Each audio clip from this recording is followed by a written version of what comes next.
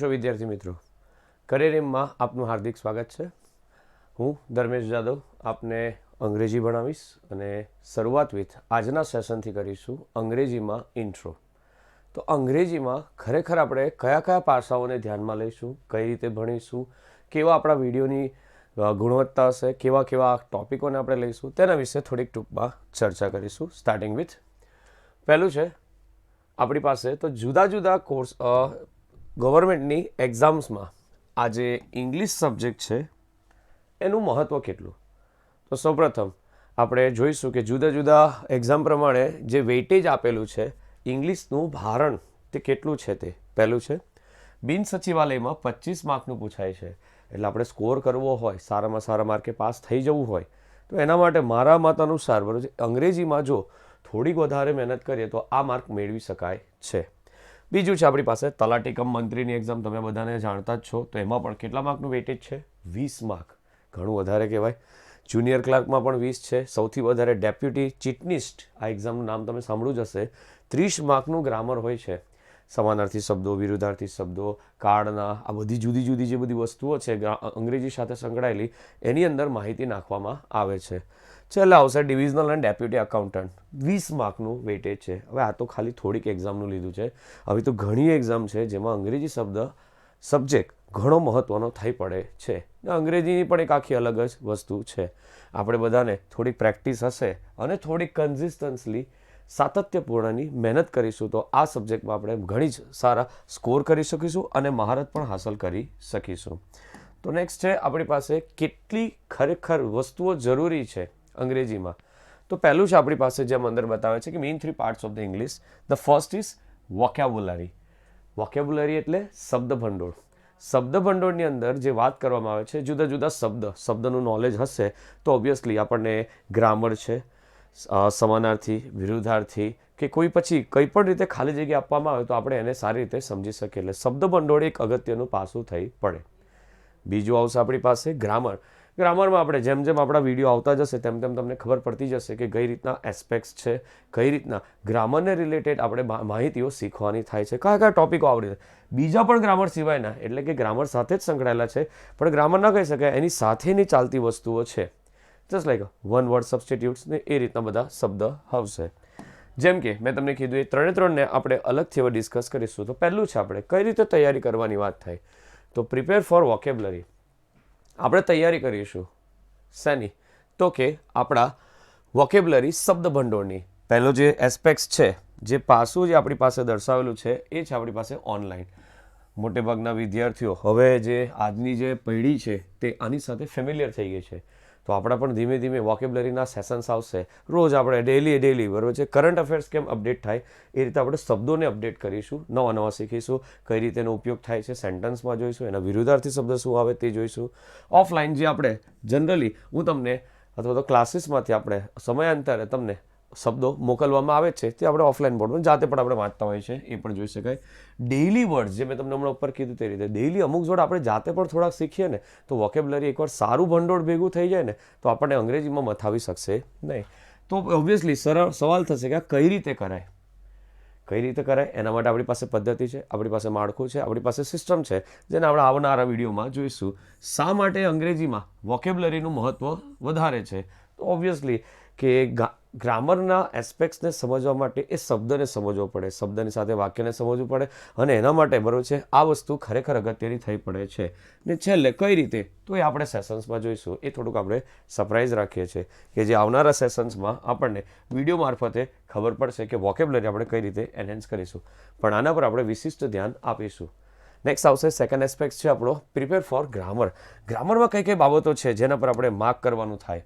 તો first of all બધાને ખબર જ છે જે આપણા માટે રેગ્યુલરમાં જોતા જશો વર્બ એટલે ક્રિયાપદ. અને બીજી રીતે જોવા જાય તો આને આપણે બરાબર છે કાળના અર્થમાં પણ લઈ જઈશું કે એક શબ્દનું ક્રિયાપદનું કયું સ્વરૂપ આવશે. ધીમે ધીમે જોઈશું એટલે ધીમે ધીમે આપણને ખબર પડવા માંડશે. નાઉન એટલે ઓબ્વિયસલી નામ આવશે. નામ એટલે કે મૂળ શબ્દ જે અંગ્રેજીમાં ગ્રામરમાં કોઈ બી શબ્દ બને તો એની છે ને આખી એક વર્ડ બિલ્ડિંગ આવે. એ વર્ડ બિલ્ડિંગમાં જે નામ છે એને આપણે જોવાનો પ્રયત્ન કરીશું. એના પણ જુદા જુદા રૂલ્સ છે. પ્રોનાઉન એટલે તમને કદાચ ખબર જ હશે સર્વનામ, ટૂંકમાં આપણે જોવા જોઈએ પ્રો એટલે કે શેના માટે? ફોર શેના માટે? તો કે નાઉન માટે જ છે. નામની જગ્યાએ વપરાતો શબ્દ એટલે કે સર્વનામ. આઈ, વી, યુ, હી, સી, ઇટ, દે જેવા શબ્દોના આપણે જુદા જુદા રૂલ્સ છે એ જોઈશું. નેક્સ્ટ આવશે આપણી પાસે એડવર્બ. એડવર્બ એટલે કે ક્રિયા વિશેષણ. હવે ક્રિયા વિશેષણ સમજવું હોય તો એના માટે એના પછીનો શબ્દ પહેલાં જાણવો પડે, જે શબ્દ છે આપણી પાસે વિશેષણ. વિશેષણ એટલે જે નામના અર્થમાં વધારો કરે એને વિશેષણ તરીકે ઓળખાય છે, અને વિશેષણમાં જે વધારો કરે એને ક્રિયા વિશેષણ. સર આ બધું કઈ રીતે થશે? ઓબ્વિયસલી એક આપણે વાક્ય જોઈએ એટલે તમને ખબર પડે. એ જ રીતે બીજો એક શબ્દ છે આપણી પાસે પ્રિપોઝિશન. પ્રિપોઝિશન એટલે નામયોગી અવ્યય. હવે નામયોગી અવ્યયનો મોટે ભાગના બરાબર છે એકાદ ખાલી જગ્યા તો આવે જ છે, કે જે ઇન, ઓન, અંડર, નિયર, અબો એવી રીતના છે. આખા આમના વિડીયો જશે એટલે તમને ખ્યાલ આવવા માંડશે. બીજી એક વસ્તુ છે સંયોજક. સંયોજક એટલે કે જે બે વાક્યને જોડે. આપણી અંગ્રેજી ભાષામાં એને કનેક્ટર્સ અથવા કન્જક્શન કહેવાય. જુદા જુદા છે એ પણ જોઈશું. ઇન્ટરજેક્શન કે જે બે વાક્યોને જોડવા માટે જુદી જુદી અવસ્થામાં આવશે. આપણે એક સહેલો ટોપિક છે, આવશે ત્યારે આપણે જોઈશું. હિથર, થીથર જેવા શબ્દ જે છે એની સાથે લઈ લઈશું. નેક્સ્ટ આવશે આપણી પાસે ટોપિક્સ જે અધર્સ છે, ગ્રામરના રિલેટેડ જ છે, અમુક ગ્રામરની બહાર જાય છે, એવા ટોપિક કયા કયા છે? આમાંથી મોટે ભાગના તમને ખબર જ છે. જેમ કે પહેલું છે આપણી પાસે active voice, passive voice. Majority બધા સ્ટુડન્ટ્સને આવડશે, પણ આપણે કંઈક અંદર નવી રીતે કરીશું કે જેથી આપણો એક પણ માર્ક કપાય નહીં. ડાયરેક્ટ ઇનડાયરેક્ટ તમે એકવાર આના લેક્ચર્સ જુઓ પછી લગભગ તમારો કોઈ પણ એક્ઝામમાં ડાયરેક્ટ ઇનડાયરેક્ટના માર્ક કપાશે નહીં. હા, થોડું થરલી જવું પડશે. સ્પેલિંગ્સ જેટલી વધારે કરીશું એટલા વધારે આપણે ખબર પડશે. કઈ રીતે પૂછાય છે શું છે આવનારા સેશન્સમાં જોઈશું. આજે આપણે ખાલી ઇન્ટ્રો લેતા છે. ઇડિયમ્સ એન્ડ ફ્રેસીસ વાક્યમાં કઈ રીતે ઉપયોગ કરી શકાય, એનું એક ગુજરાતી થાય, એને કઈ રીતે બીજી રીતે લખી શકાય, જેવા ઘણા બધા આપણે એસ્પેક્ટ્સ જોઈશું. વન વર્ડ સબસ્ટિટ્યુટ્સ ઘણા બધા છે. આપણે પરીક્ષાના ઓરિએન્ટેશનમાં જે આવતા છે બધાની જ આપણે ડિટેલમાં ચર્ચા કરીશું. નેક્સ્ટ આવશે રોમન નંબર્સ. આપણે ઘણીવાર પૂછાતો ટોપિક છે. જે કોઈક આંકડો આપે, જસ્ટ લાઈક બરાબર છે, તમને ખબર હશે કે 10ને રોમનમાં કઈ રીતે લખાય? એક્સ. આ રીતનું જશે. સિનોનિમ્સ, એનોનિમ્સ આપણે વોકેબ્યુલરીના સેશનમાં ઉપર નાખી દઈશું. સમાનાર્થી, વિરુદ્ધાર્થી. Gender and group of animals. Gender કેટલીક વખત ઓળખવાની આવે કે મેલમાં આને શું કહેવાય, કોઈ પ્રાણી હોય, પક્ષી હોય, અને ફિમેલમાં બરાબર છે પ્રાણી પક્ષીને શું કહેવાય. એ જ રીતે ગ્રુપ ઓફ એનિમલ્સ, જે કોઈ બચ્ચાઓ હોય એના સમૂહને શું કહેવાય એ પણ આવશે. એ આખો આપણે એક અલગ જ વિડીયો જોઈશું. સિંગ્યુલર, પ્લુરલ, એક વચન, બહુવચન, ઓબ્વિયસલી ઘણા બધા રૂલ્સ છે આના, એ પણ જોવાનો પ્રયત્ન કરીશું.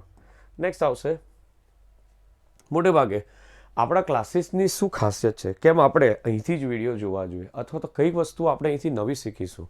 ઓબ્વિયસલી ધ ફર્સ્ટ ઇઝ વોકેબ્યુલરીના વિડીયોઝ આપણા આવશે. તમે એટલા જ જોશો તો લગભગ તમારી એક્ઝામ ઓરિએન્ટેશનમાં ખાસ એવા માર્કને આપણે કવરઅપ કરી લઈશું. મેજોરિટી આપણે ધીમે ધીમે શીખીશું. પ્રીવિયસ યર્સના ક્વેશ્ચન્સ કરીશું વિથ એક્સપ્લેનેશન કે આ ટોપિક ક્યાંથી આવ્યો, કઈ રીતે આવ્યો, આના સવાલના જવાબને કઈ રીતે ટેકલ કરવાનો, અને ઓળખવાની શોર્ટમાં કઈ રીતની ટ્રીક છે એ બધું જોવાનો પ્રયત્ન કરીશું.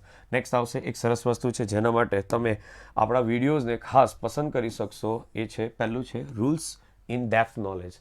આવે તો જનરલ ટર્મમાં છે, પણ આ વસ્તુ પર આપણે એક અગત્યનો પાસો ફેંકીશું કે જે કોઈ પણ રૂલ્સ હશે ને એને ડિટેલમાં એનાલિસિસ કરીશું. આનું કઈ રીતે આવ્યું, શું થઈ શકે, ગ્રામરના પોઈન્ટ ઓફ વ્યૂથી જોઈશું, જનરલ ટર્મમાં બી જોવાનો પ્રયત્ન કરીશું. બીજું આવશે એક્ઝામ રિલેટેડ પ્રિપેરેશન. જે એક્ઝામ આવતી હશે એને રિલેટેડ આપણા ક્વેશ્ચન આન્સર આવશે, અથવા તો બરાબર છે પેપર્સ કરાવીશું કે જેથી આપણને ખબર પડે, જે મેં તમને હમણાં ઉપર કીધું એ રીતે.